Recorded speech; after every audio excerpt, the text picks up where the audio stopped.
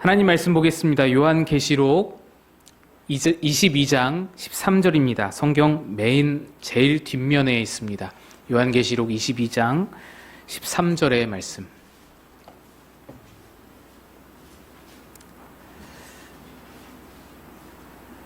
계시록 22장 13절 한 절 말씀을 함께 합독하여 읽겠습니다. 시작. 나는 알파와 오메가요, 처음과 마지막이요, 시작과 마침이라. 아멘. 기도합니다. 하나님, 우리 마곡 꿈꾸는 교회가 벌써 5년째 되었습니다. 그동안 우리를 이끄신 하나님께 감사하며 오늘도 주의 말씀 앞에 섰사오니 주의 말씀으로 우리를 부욕해 하여 주옵소서. 전하는 자 감추시고 말씀만을 바라오며 예수님 이름으로 기도합니다. 아멘. 먼저 영상을 보시고 설교를 이어가도록 하겠습니다.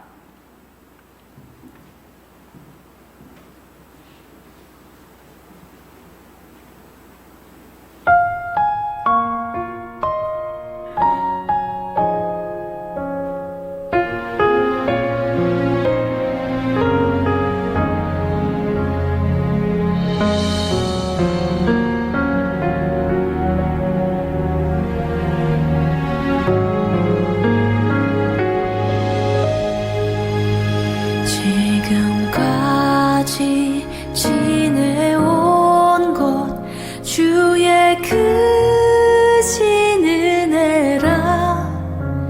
한이 없는 주의 사랑 어찌 이루 말하랴. 자나깨나 주의 손이 항상 살펴주시고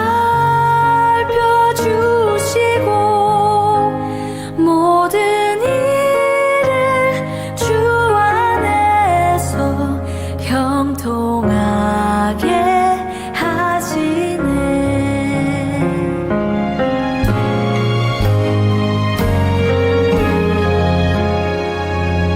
우리에게 주신 그 은혜를 고백합니다.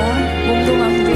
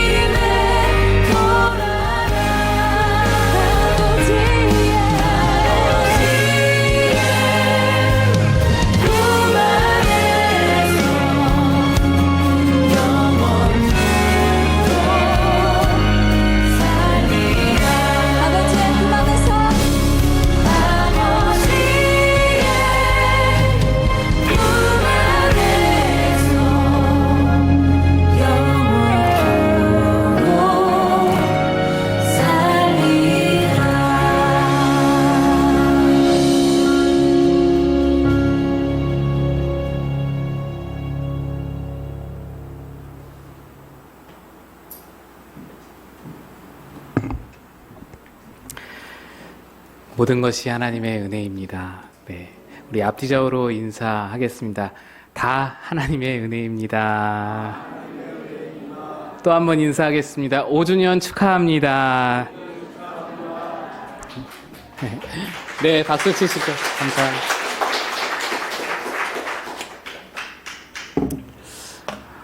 하나님께서 우리 마곡공군교회를 사랑하사 5년이라는 시간을 허락하여 주셨고, 또 우리 가운데 앞으로도 인도하실 그 믿음을 허락하여 주셔서 오늘도 우리가 감사함으로 예배드릴 수 있습니다.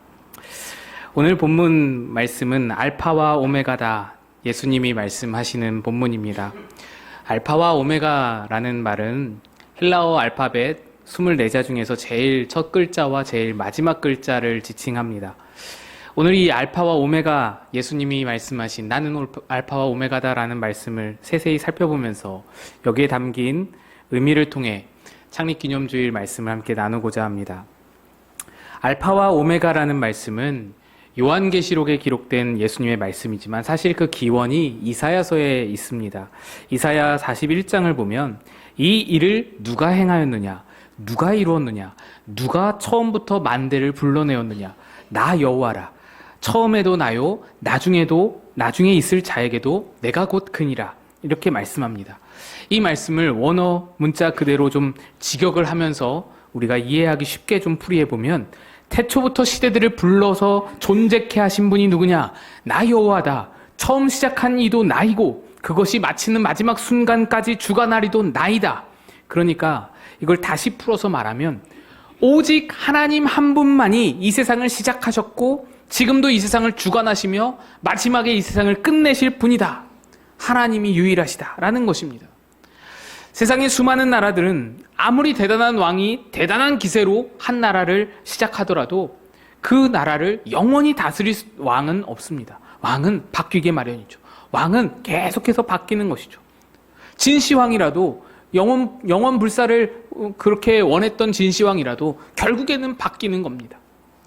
커다란 영토를 차지했던 대단한 제국도 수백 년, 수천 년이 지나면 다 없어지고 흔적 없이 사라지고 제국이 바뀌고 영토가 바뀌고 다 그렇게 되는 것이 그런 세상 이치인데, 하나님만은 이 세상을 처음 시작하시면서 태초에 시작하시면서 억겁의 세월이 지나 지금까지도 하나님은 통치하시는 그 하나님의 영역이 변함이 없고 통치자이신 하나님이 한 번도 변개된 적이 없으며, 그리고 지금부터 수많은 세월을 지나 이 세상 마치는 그 순간까지도 오직 홀로 유일하게 이 세상을 다스리시며 이 세상을 끝마치는 끝점을 찍으실 분이 바로 하나님이시다라는 말의 의미가 알파와 오메가의 말씀입니다.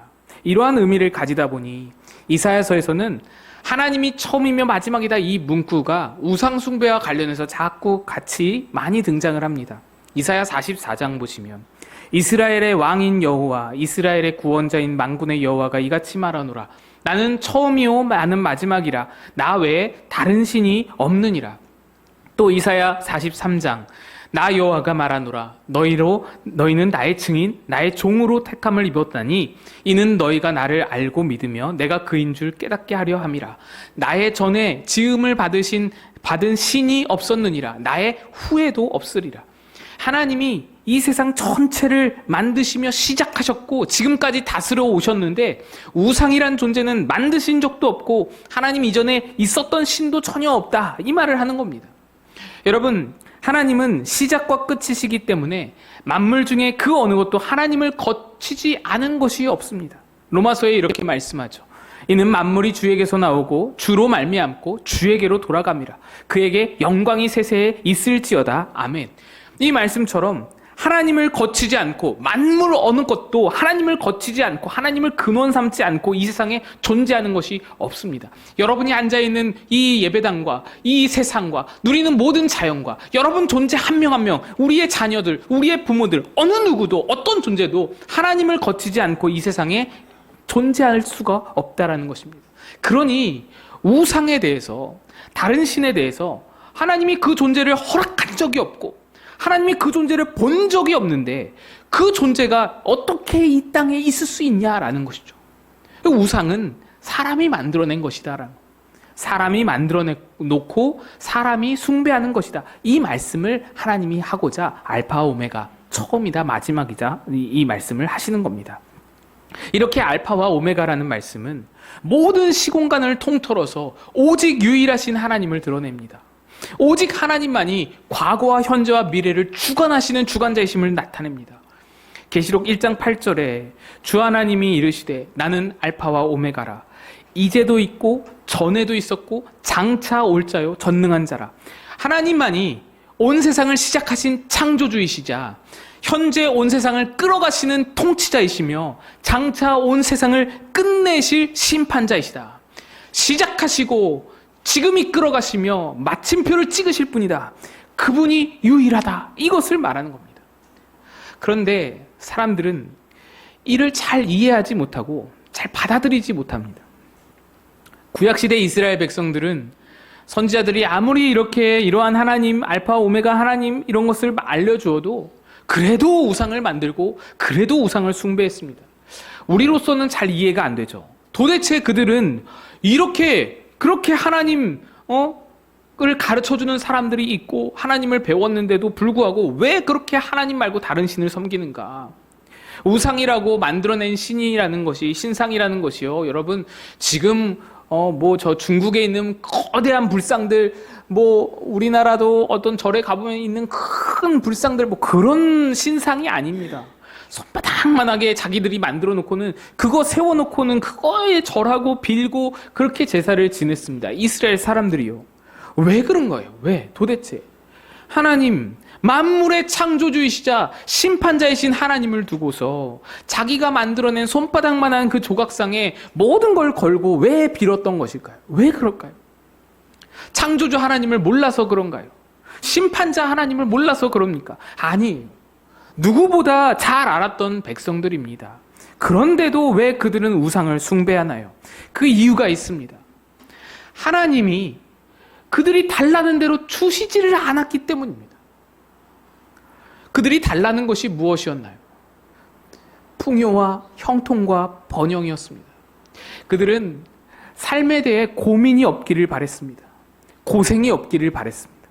깊이 숙고하는 삶, 깊이 생각하여서 삶을 일궈가는 그런 삶, 그런 거 말고 별 생각 없이 그냥 넉넉히 주어져서, 그냥 넉넉히 부어주셔서 그걸로 그냥 편안하게 잘 먹고 잘 사는 삶을 살았습니다. 그걸 구했습니다. 그걸 요구했습니다. 그러나 하나님은 그걸 주지 않았습니다. 하나님은 절대로 그런 삶을 주지 않았습니다. 왜냐? 하나님에게는 그거 말고 다른 목적이 있었기 때문에. 그렇죠. 세상을 시작하신 분께서 언젠가 끝내신다고 말씀하는데 그분에게 목적이 없으면 이 세상은 정말 허무해집니다. 이 세상, 하나님이 시작하고 하나님이 끝내시는데 아무 목적 없이 그냥 시작했다가 때 되면 끝내신다? 그러면 이거는 놀잇감에 불과하고 장난감에 불과합니다. 무슨 의미가 있어요? 하나님에게 목적이 있습니다. 하나님이 알파가 되셔서 이 세상을 시작하시고 우리를 이 땅에 보내신 데 목적이 있습니다. 그 목적은 이렇습니다. 에베소서 1장 12절. 이는 우리가 그리스도 안에서 전부터 바라던 그의 영광의 찬송이 되게 하려 하심이라. 하나님은 우리를 영광의 찬송이 되도록, 그의 영광을 나타내는 존재, 나의 모습 그 자체로도 하나님의 영광이 드러나는 존재로 만들어 가시도록, 그 수준에 이르도록 하나님께서 그리스도의 장성한 분량, 그 높은 수준에까지 이르도록 우리를 만들어 가시는 목적을 가지고 계십니다. 이스라엘 백성이 우상 숭배를 했던 가장 큰 원인이 무엇입니까? 이러한 하나님의 목적을 도무지 이해하지 못했기 때문에, 도무지 알아차리지 못했기 때문에. 그들은 창조주 하나님을 알았습니다. 하나님이 창조주인 거 알았어요. 하나님이 이 세상 끝마치는 것도 알았어요. 심판자 하나님도 알았습니다. 그런데 그 창조주와 심판자 사이에, 그 중간의 모든 인생을 하나님이 어떤 방향성으로 가지고 창조와 심판 사이에서 끌어가시는지를 보지 못했습니다. 알파에서 오메가로, 처음에서 마지막으로 어떻게 나아가는지, 어떤 방향성을 가지고 가시는지 전혀 이해가 없었던 겁니다. 이 방향성이 없으면 내 방향성이 우선됩니다. 이 방향성이 없으면 하나님이 하고자 하는 일이 뭔지 모르면 내일이 우선됩니다. 그러니 내일이 급하고 내일이 먼저가 되니 그래서 풍요와 형통과 번영이 앞서서 요구되어지는 겁니다. 거기에 하나님이 들어주시질 않죠. 왜요? 하나님의 목적에 그것을 가지고는 형통과 번영과 풍요를 가지고는 하나님의 목적에 다다를 수가 없습니다. 생각 없는 삶을 가지고는 하나님의 목적에 이를 수가 없는 거예요. 그냥 편하게만 살고 그냥 잘 먹고 잘 사는 삶으로는 도무지 하나님의 목적에 이를 수가 없기 때문에 그걸 하나님이 주실 수가 없는 겁니다. 그런데 여러분, 이 이야기는 고대 사회 이스라엘에게만 국한되어 적용될 이야기가 절대로 아닙니다. 오늘 우리의 이야기이기도 합니다. 우리가 자꾸만 하나님께 실망하는 지점, 우리가 자꾸만 하나님을 원망하는 지점이 사실 그들과 별 다를 바가 없습니다. 우리도 하나님이 천지 창조하심 다 압니다. 하나님 창조주라고 노래합니다. 하나님이 심판자이신 것도 다 압니다.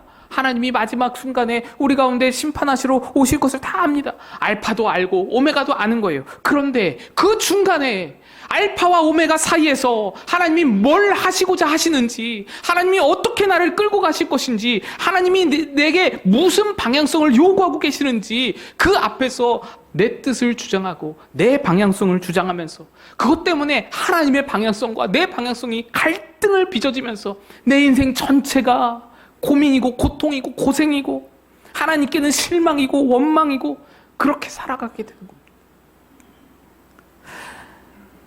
참 문제라는 것은 내가 고집 피워서 내 고집대로 이루어지면 참 좋겠죠. 그러면 그나마 다행이죠. 내가 고집을 피워서 내 인생이 내가 원하는 대로 잘 흘러간다면 그러면 그나마 다행이에요. 그게 안 된다는 것이죠. 그게 절대로 안 된다는 겁니다. 내가 뜻하던 대로 인생이 잘 나아가는가? 여러분, 이 질문을 여러분의 인생 가운데 던져보시면 어떻습니까? 안 되는 거예요. 하나님의 백성이 아니라면 하나님은 내버려 두십니다. 고집을 부리든 뭐 어쨌든 하나님의 백성이 아니라면 내버려 두십니다. 로마서 1장에도 그 말씀이 나오죠. 하나님이 아무리 방탕해도 아무리 범죄해도 아무리 불법을 행하면서 살아가도 고집 피우면서 그대로 살아가도록 그냥 내버려 두십니다. 백성이 아니기 때문에. 그러나 하나님의 백성은 절대로 그렇게 내버려 두실 수가 없습니다. 하나님이 목적한 바가 있기 때문에. 하나님은 그래서 그 고집을 꺾고 깎고 다듬으면서 계속해서 이끌어 가십니다. 그래서 고집이 고생만 불러올 뿐이다 라고 말씀드리는 거예요. 결국에는 하나님이 하나님의 방향으로 하나님의 백성을 끌고 가시는 겁니다. 하나님의 목적대로 끌고 가시는 겁니다. 여러분, 이렇게 하나님은 하나님의 목적을 스스로 이루어 가시는 분이십니다. 나는 알파와 오메가다 라는 말씀은요, 알파 그리고 건너뛰어서 오메가, 이 두 글자만 말하는 게 절대로 아니죠. 알파와 오메가 사이에 있는 24자 모든 것을 다 말합니다. 그 말은 하나님이 한번 알파가 되어 시작하신 일은 절대 무슨 일이 있어도 중간에 모든 것을 하나님이 주관하시고 통제하시고 이끌어내셔서 결국에는 오메가까지 이르게 하신다라는 말씀입니다. 그래서요, 여러분, 우리의 고집이 고생만 불러일으킨다라는 말이 그 말이고요. 하나님이 여러분을 하나님의 자녀 삼고 여러분을 통해 뭔가를 시작하셨다면 그 얘기는 곧 하나님이 끝을 보고야 마신다라는 말입니다. 예레미야 33장 2절입니다. 이를 행하시는 여호와, 그것을 만들며 성취하시는 여호와, 그의 이름을 여호와라 하는 이가 이와 같이 이르시도다. 또 신약 빌립보서에도 이렇게 말씀합니다. 너희 안에 착한 일을 시작하신 이가 그리스도의 예수의 날까지 이루실 줄을 우리는 확신하노라. 구약시대의 이스라엘 백성들을 하나님이 시작하셨죠. 아브라함을 통해서 하나님이 그 역사를 시작하셨습니다. 그런데 시작하고 보니 그들은 어지간히도 말을 듣지 않았습니다. 어지간히도 고집을 부렸습니다. 그들의 고집이 무엇입니까? 그들이 우상숭배가 없었나요? 아니요. 우상숭배 종합 선물 세트로 여기 우상, 저기 우상, 저쪽 우상, 저기 나라의 우상 다 갖다가 모셔놓고는, 산당에다가 모셔놓고는 갖가지 우상들을 섬겼습니다. 그럼 그들에게 불신과 의심이 없었나요? 아니요. 불신과 의심이 투성이었습니다. 날마다 의심이고 날마다 불신이었죠. 음란은 어떻습니까? 음란도 가득했습니다. 시기 질투가 어떻습니까? 분열이 없었습니까? 여러분, 남과 북이 분열됐잖아요. 이스라엘 나라가. 살인과 폭력은 없었습니까? 범죄함이 없었습니까? 부정부패가 없었습니까? 비리가 없었습니까? 이스라엘 백성, 하나님의 백성이라고, 이스라엘 백성이라고 하나님이 세워두셔서 시작하셨는데 하나님의 백성이라고 할 만한 어떤 모습도 갖추지 못하고 계속해서 좌충우돌했던 그런 그들입니다. 무엇을 이룰 수 있는지 이들을 데리고 도대체 이거를 가지고 하나님이 뭘 할 수 있는지 의심이 될 정도로 그렇게 엉망진창이었던 이스라엘 백성이었습니다. 그런데 하나님은 그런 백성일지라도 바벨론 포로라는 극약 처방을 거쳐서라도 그 민족을 통해서 결국에는 하나님의 목적을 이루어 가십니다. 예수 그리스도를 그 민족을 통해서 보내시는 거예요. 이스라엘 시대를 보세요. 사사시대, 왕정시대, 무슨 희망이 있습니까? 엉망진창이죠. 하나님의 약속이라는 것이 폐기된 것처럼 보였습니다. 하나님의 약속이 이제 끝났다. 야, 이제 끝이구나. 하나님의 영광 떠났구나. 이렇게 보였습니다. 그 이전의 출애굽 시대는 어떤가요? 출애굽 시대 살펴봐도 반역과 불순종과 불신의 연속으로 광야에서 끊임없이 하나님을 배반하고 반역하잖아요. 하나님이 이 백성을 떨쳐버릴, 하나님과 끊어질 그런 위기가 수차례 있었습니다. 그런데도 이어가는 거예요. 아예 더 앞에 족장 시대는 어떻습니까? 출애굽 더 앞에 족장 시대, 아브라함, 이삭, 야곱, 그들은 뭐 선한 게 있었나요? 거기에도 불신과 의심과 범죄와 죄악이 가득합니다. 아브라함, 이삭, 부인을 팔아넘긴 자들이잖아요. 부인을 팔아넘기고 그렇게 자기만 살고자 했던 아브라함과 이삭, 또 자기밖에 모르고 약삭 빠른 야곱, 며느리를 통해서 자손을 이었던 유다, 기생 라합, 이방 여인 룻, 신하의 아내를 취하고 신하를 살해한 다윗, 그 밖에도 수많은 범죄자들, 그들을 통해서 하나님이 예수 그리스도의 족보를 이루어 가셨습니다. 그래서 예수 그리스도의 족보를 살펴보면요, 수군 다 범죄자 집단입니다. 모두가 다 범죄와 수치뿐입니다. 그래서 그 족보 자체가 범죄와 수치의 족보입니다. 그런데 하나님은 그렇게 인간의 실패와 반역이 가득했던 끊어질 듯한 위기의 역사 속에서도 그 약속의 줄을 다시금 끌어내어 엮어내어서 다시 묶어내어서 또다시 끌고 가십니다. 다 끊어져서 다 헤어져서 다 분리돼 버릴 것 같은 그런 역사의 줄 속에서도 하나님은 그거를 다시금 묶어내시고 다시금 엮어내셔서 다시 끌고 가시는 거예요. 사람은 번번이 실패해서 번번이 그 자리에 넘어져가지고 그렇게 무너진 그런 사람의 역사인데 하나님은 그 실패를 다시금 엮어내어 붙들고 끝끝내 만들어 가시고야 만든 것입니다. 그분에게는 중단함이나 포기함이 없습니다. 넘어지면 일으키고요, 상처나면 치료하고요, 주저앉으면 함께 주저앉아 하염없이 기다려서라도 끝끝내 그를 끌고 가시는 하나님이십니다. 여러분, 하나님께는 시간이 많습니다. 우리 하나님은 시간의 창조주이십니다. 시간의 주인이십니다. 조급한 건 우리죠. 급한 건 우리입니다. 우리의 날이 끝이 있으니까요. 그 시간이 쫓기는 거는 우리지 하나님은 시간의 주인이라서 급할 게 없어요. 그러니까 우리가 주저앉아 있으면, 고집을 부리면 하나님은 기다리시는 거예요. 하염없이 기다리실 수 있는 거예요. 너가 급하지 내가 급하냐. 하나님은 시간을 가지고 우리를 기다려주시는 거예요. 하염없이 기다려주시는 거예요. 아무리 고집을 부려도 우리를 포기하지 않으시는 하나님이신 겁니다. 그래서 그 모든 인간의 실패 속에서 기다리고 인내하고 참아내시어 포기치 않고 이끌어내셔서 결국에는 하나님의 뜻, 하나님의 목적, 하나님의 꿈을 이루어 가시는 것입니다. 그게 바로 알파와 오메가이신 하나님입니다. 여러분, 마곡 꿈꾸는 교회를 누가 시작하였습니까? 마곡 꿈꾸는 교회는 누가 시작한 교회인가요? 목사가 시작했습니까? 장로님들이 시작하셨습니까? 하나님이 시작하신 교회인 줄로 믿습니다. 하나님이 우리 교회의 알파가 되어주십니다. 하나님이 우리 교회를 여셨습니다. 하나님이 우리의 처음이시고 우리의 시작이십니다. 그 말은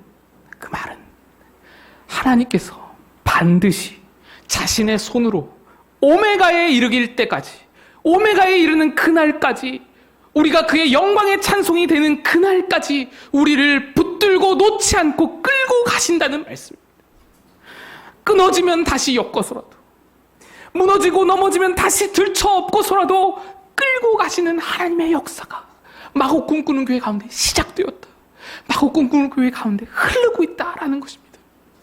그래서 우리의 소망은 절대로 사람이 아닙니다. 사람은 주특기가 작심삼일입니다. 우리 자신을 보아도 알죠. 우리의 마음을 보아도 알죠. 우리 교회 처음 시작할 때의 마음과 사진을 보셨을 때 여러분 그때의 그 마음과 지금의 마음, 나는 한 번도 5년 동안 변함이 없습니다 라고 하실 분이 누가 있으십니까? 저 또한 그 변한 마음 앞에서 자유롭지 못합니다. 우리의 주특기는 작심삼일. 순수하고 뜨겁던 마음 여전히 살아있는지가 우리가 다 그것이 불투명한 것입니다. 그래서 사람은 절대로 우리 마곡 꿈꾸는 교회의 소망이 될 수가 없습니다. 저 이승현 목사는 물론이거니와 우리 중 그 누구도 우리의 소망이 될 수 없습니다. 오직 변치 않으시는 우리 하나님만이, 오직 우리를 시작하시고 이 5살짜리 우리 그 어린 교회를 끌고 가실 우리 하나님만이 우리의 유일한 소망이 되어주시는 것입니다. 이것은 교회뿐만 아니라 여러분 개개인의 삶에도 마찬가지로 적용되는 말씀입니다. 하나님은 여러분이 이 세상에 나기도 전에 하나님은 여러분을 다 알고 계셨습니다. 다 아시고 그런 여러분을 하나님이 시작하셨고 그런 여러분을 오늘 이 자리로 부르셨습니다. 그러니 이제도 여러분의 삶 속에서 아무리 실패와 실수가 많더라도, 아무리 불신과 의심이 많더라도, 아무리 넘어짐이 많고, 아무리 상처가 많고, 아픔과 슬픔이 있더라도, 하나님을 거역함이 우리 가운데 있더라도 하나님은 여전히 포기치 않고 여러분을 기다리시며 여러분을 끌고 가실 하나님이십니다. 그런 하나님 앞에서 우리가 할 일이 무엇인가요? 우리 할 일은 조급하지 말며 포기하지 말고 하나님 앞에 내 자신을 얼른 내어드리는 것, 이것입니다. 여러분, 마곡 꿈꾸는 교회 창립 5주년 참으로 축하합니다. 주께서 시작하신 우리 교회, 주께서 시작하신 우리 인생, 작고 작은 교회와 우리 인생, 하나님이 알파가 되시고 하나님이 오메가가 되셔서 지금도 내일도 여전히 끌고 가실 줄로 믿습니다. 우리 함께 찬양하겠습니다.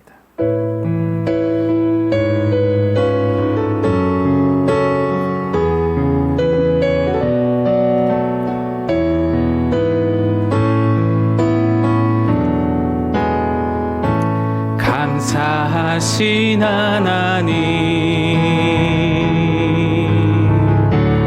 에베네셀 하나님, 살아계신 하나님, 에베네셀 하나님, 여기까지 인도하셨네. 감사하신 하나님, 여기까지 인도하셨네. 살아계신 하나님, 감사하신 하나님, 에베네셀 하나님, 살아계신 하나님, 에베네셀 하나님, 장래에도 인도하시리, 장래